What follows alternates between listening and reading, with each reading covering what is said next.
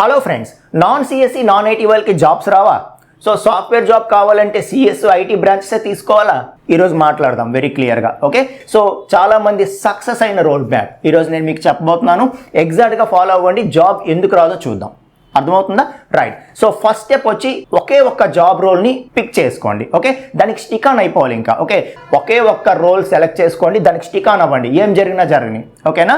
Right. So మీరు role stick on అయిన తర్వాత ఆ రోల్ మీద for example web developer select అయ్యింది అనుకుందాం. సో వెబ్ డెవలపర్ మీద జాబ్స్ ఏమేమి ఉన్నాయో తీయండి ఆన్లైన్లో. ఓకే, సో డిఫరెంట్ వెబ్సైట్స్ తీయండి, లింక్డ్ఇన్ తీయండి, అన్నిట్లోనూ తీయండి. సో అన్నిట్లో కూడా ఆ వెబ్ డెవలపర్ జాబ్స్కి ఫర్ ఎగ్జాంపుల్ వాళ్ళు ఏమేమి స్కిల్స్ అడుగుతున్నారో అవన్నీ ఒక పేపర్ మీద పెట్టండి. సో క్లియర్గా నోట్ చేసుకోండి, అన్ని జాబ్స్ కవర్ చేస్తూ ప్రతి ఒక్క వెబ్ డెవలపర్ జాబ్లో కూడా నోటిఫికేషన్లో కూడా ఏమేమి స్కిల్స్ అడిగారు అన్నది మీరు నోట్ చేసుకోండి. సో ఇప్పుడు మీకు పర్ఫెక్ట్గా ఏమేమి నేర్చుకోవాలి అని చెప్పి ఒక లిస్ట్ క్లియర్గా తెలుస్తుంది. సో దట్ అవన్నీ నేర్చుకోండి. అర్థమవుతుందా? సో నేర్చుకున్న తర్వాత ఇంకా థర్డ్ స్టెప్లో మీరు ఏం చేస్తారంటే ఈ నేర్చుకున్న స్కిల్స్తో ఒక 2 ప్రాజెక్ట్స్ చేయండి. అవి ఎంత చిన్నమైనా పర్వాలేదు. ఓకే, ఒక 2 ప్రాజెక్ట్స్ చేయండి. ఆ 2 ప్రాజెక్ట్స్ చేసి దాంతో ఒక గిట్హబ్ రిపాజిటరీ క్రియేట్ చేసి మీ ప్రాజెక్ట్స్ పోర్ట్ఫోలియో అక్కడ బిల్డ్ చేసుకోండి. ఓకే, సో మీ రెజ్యూమ్లో కానీ ఎక్కడ లింక్డ్ఇన్లో కానీ ఎక్కడ కానీ ఈ గిట్హబ్ లింక్ అన్నది మీరు పోస్ట్ చేస్తూ ఉండాలి. Okay, right. సో వన్స్ మీరు 2 ప్రాజెక్ట్స్ చేసిన తర్వాత ఇక్కడే మీకు మంచి ప్రాక్టికల్ స్కిల్స్ అనేవి వచ్చేస్తాయి. ఇప్పుడు నెక్స్ట్ స్టెప్లో మీరు ఏం చేస్తారంటే ఇంటర్న్షిప్స్కి అప్లై చేయండి. సో నేను సో అండ్ సో నాకు ఈ స్కిల్స్ వచ్చు, నేను ఈ రోల్ కోసం చూస్తున్నాను. ఓకే, నేను ఓన్గా ఈ ప్రాజెక్ట్స్ చేశాను, వీటి డిస్క్రిప్షన్ ఇది. ఓకే, సో మీ దగ్గర ఏమైనా ఇంటర్న్షిప్ ఆపర్చునిటీ ఉందా అని చెప్పి అప్లై చేయండి.